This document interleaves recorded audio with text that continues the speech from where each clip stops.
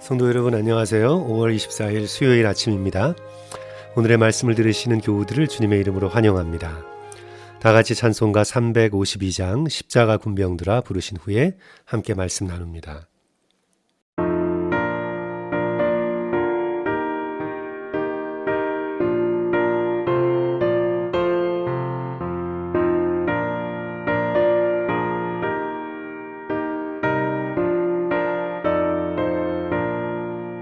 십자가 군병들아 주 위에 일어나 이들로 앞서 나가 담대히 싸우라.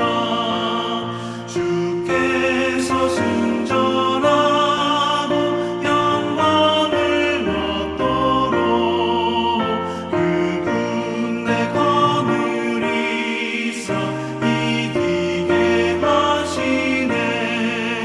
십자가 군병들아 주 위에 일어나 그 나팔 소리 듣고 곧 나가 싸우라.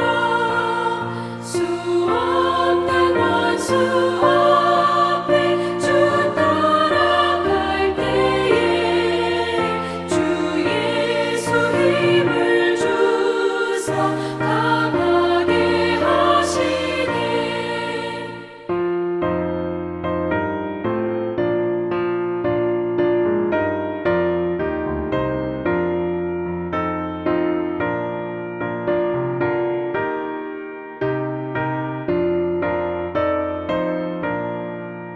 십자가 군병들아 주 위에 일어나 내 힘이 부족하니 주 권능 믿으라. 복음의 갑주 입고 늘 기도하면서 너 맡은 자리에서 충성을 다하라. 십자가 군병들아 주 위에 일어나 이 날에 접전하고 보태가 부르라. 승전한 군사들은 영생을 얻으며 영광의 주와 함께 왕노릇하리라. 아멘.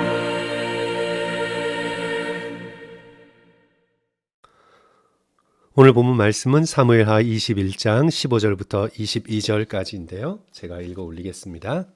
블레셋 사람들이 다시 이스라엘을 치거늘 다윗이 그의 부하들과 함께 내려가서 블레셋 사람과 싸우더니 다윗이 피곤하매 거인족의 아들 중에 무게가 300세겔 되는 노창을 들고 세 칼을 찬 이스비브노비 다윗을 죽이려 하므로 수리야의 아들 아비새가 다윗을 도와 그 블레셋 사람들을 쳐 죽이니 그때에 다윗의 추종자들이 그에게 맹세하여 이르되 왕은 다시 우리와 함께 전장에 나가지 마옵소서 이스라엘의 등불이 꺼지지 말게 하옵소서 하니라.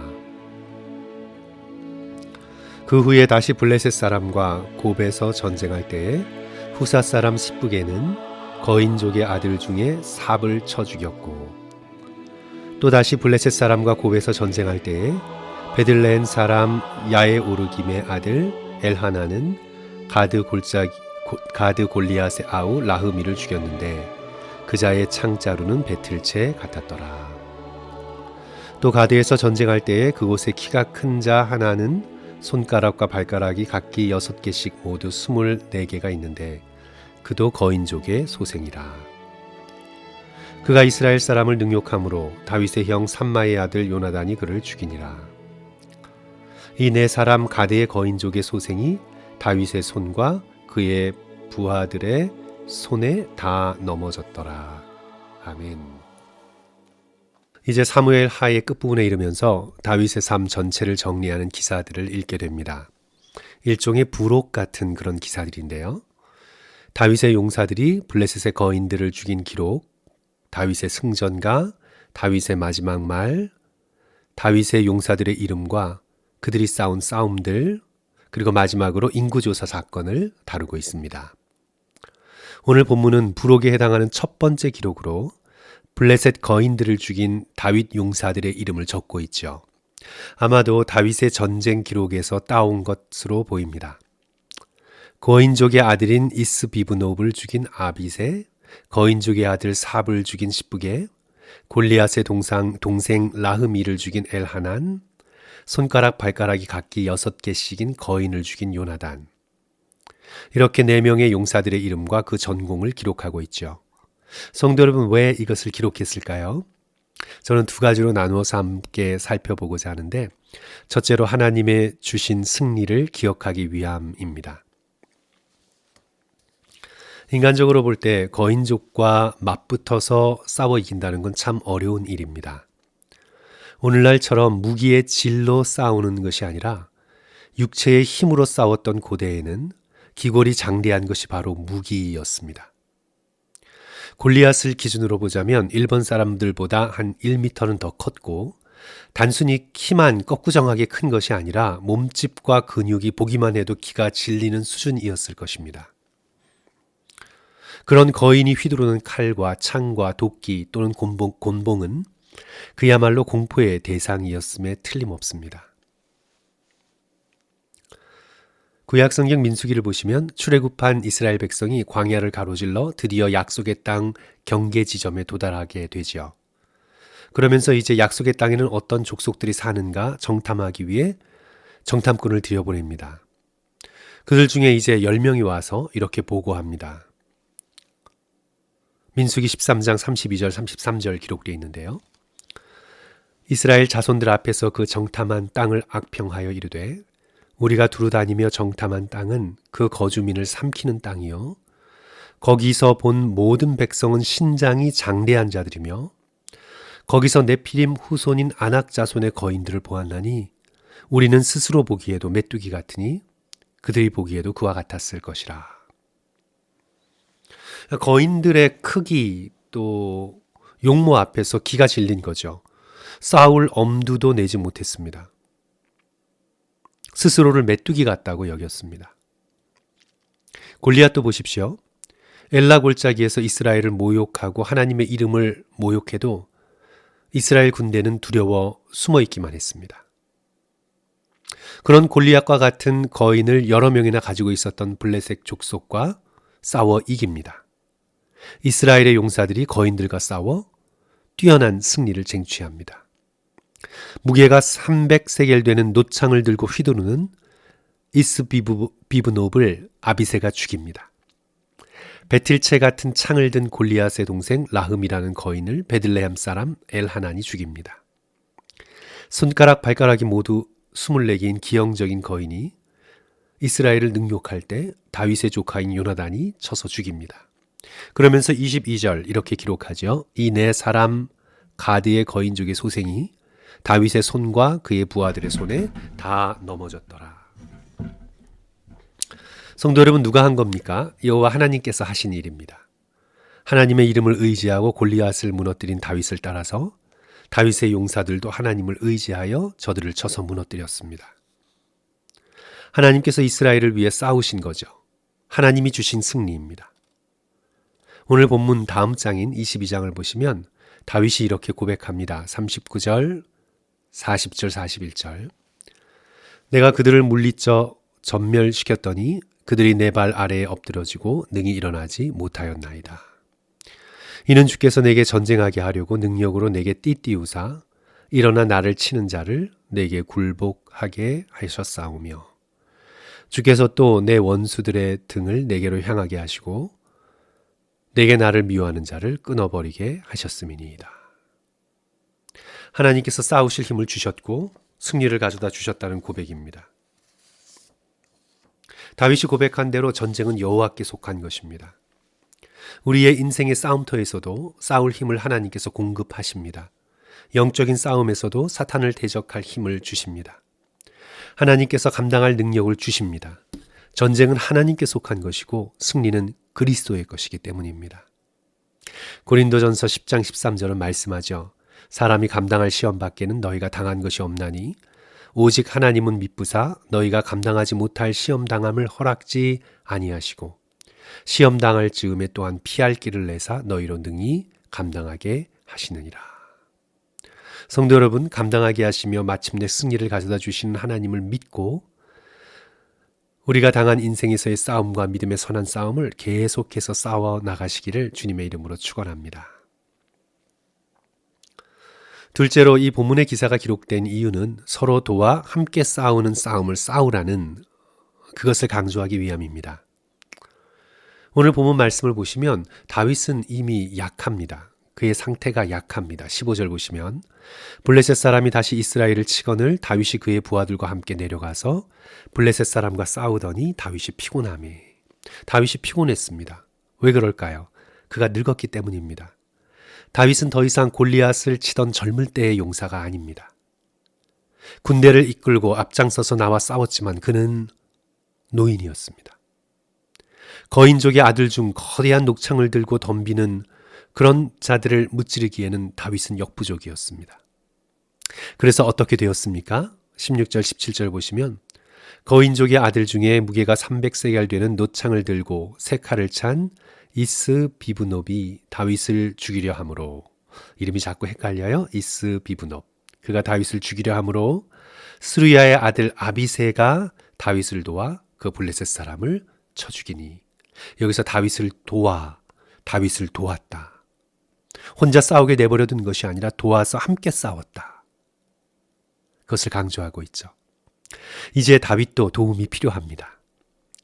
물맷돌을 들고 홀로 골리앗을 향해 전진하던 그런 다윗은 아닙니다.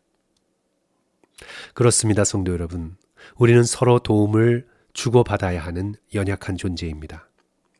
나 혼자 모든 걸 알고 다 이끌 수 있다, 내가 혼자 다 해낼 수 있다는 생각은 교만입니다. 우리는 반드시 연약해질 때가 있고 서로 도울 뿐 아니라 겸손히 도움을 받아야 합니다. 제가 오래전 청년부를 인도할 때 결혼을 앞둔 한 청년이 이런 고백을 하는 걸 듣고는 좀 충격을 받았습니다. 그때 함께 나누었던 질문이 자신이 큰 병에 걸리게 된다면 어떻게 할 것인가 라는 질문이었는데요. 다 건강한 청년 때 같지만 우리 모두 연약한 존재라는 것을 일깨우기 위해 나눴던 질문인데 그 청년이 이런 말을 하는 것이었습니다. 자신은 큰 병에 걸리면 아무에게도 알리지 않고 집을 나가 혼자 외딴 곳에서 죽을 거라고. 직업도 좋고 외모도 튼튼하고 매우 자신감 있는 청년이었는데 그렇게 말하는 거예요. 그래서 왜 그런 선택을 할 거냐고, 왜 그런 생각을 하냐고 물었더니 아무에게도 피해를 끼치고 싶지 않다는 거예요. 자신은 아무에게도 짐이 되고 싶지 않다고. 언뜻 듣기에는 개척자의 강인한 정신 같지만 교만입니다. 자신은 항상 강하게 보여야 하고 항상 남을 도와주는 위치에 있어야 하고 언제나 도움을 베풀 수 있는 그런 능력 있는 사람이 되어야 하는 것이지, 내가 약하고 도움받고 남에게 짐되는 처지가 되면 차라리 그냥 죽어버리는 게 낫다고 생각하는, 자신감으로 포장되어 있는 것 같지만 사실은 아주 교만한 생각이죠. 성도 여러분, 우리 모두는 자신의 약함을 깨닫고 기꺼이 도움을 받아야 합니다. 그게 겸손입니다. 나 홀로는 충분하지 않다. 나에게 도움이 필요하다. 함께 서로의 연약함을 도우며 함께 싸워나가는 사람이 되어야 합니다. 하나님께서 아담을 창조하시고 홀로 있는 것이 좋지 않게 보이셨죠. 물론 아담이 홀로 있으면서 외로울 것 같아, 그래서 외로움을 좋지 않게 보셨다, 많이들 해석하듯이 그렇게 생각할 수 있어요. 맞을 수 있습니다. 그러나 동시에 성경을 보시면 하나님께서는 아담이 홀로 일하는 게 좋지 않아 보이셨습니다. 창세기 2장 20절이죠. 아담이 모든 가축과 공중의 새와 들의 모든 짐승에게 이름을 주니라. 아담이 돕는 배필이 없으므로. 돕는 자 없이 모든 것에 이름을 부여하는 그 일을 홀로 하는 것이 하나님 보시기에 좋지 않으셨습니다. 서로 돕고 서로의 짐을 지며 함께 일하는 것이 보기 좋았습니다. 오늘 본문에서 다윗이 연약한 아비새의 도움을 받아들입니다. 서로 힘을 합쳐서 커다란 거인들을 물리칩니다. 이스라엘은 함께 서로 도우며 블레셋과 싸워 승리를 거둡니다. 교회는 서로 도우며 일해야 합니다. 서로의 연약함을 흉으로 가져가지 말고 돕고 위로하며 부족한 부분을 메워야 합니다. 성령을 말씀할 때 어떻게 말씀합니까? 성령도 우리의 연약함을 도우시나니. 성령도 우리의 연약함을 도우십니다. 그러므로 성령 안에 있는 우리도 갈라디아서 6장 2절의 말씀처럼 서로의 짐을 지며 서로를 도우며 그리스도의 법을 쟁취해야 합니다. 연약한 성도들을 보면 내가 도와야겠구나, 그렇게 생각할 수 있으면 좋겠습니다. 그리고 나도 힘에 부딪힐 때면 저를 좀 도와주세요, 나를 좀 도와주세요 하고 겸손히 상대의 도움을 요청하고 기꺼이 도움을 받을 수 있는 그런 겸손한 모습이 되었으면 좋겠습니다.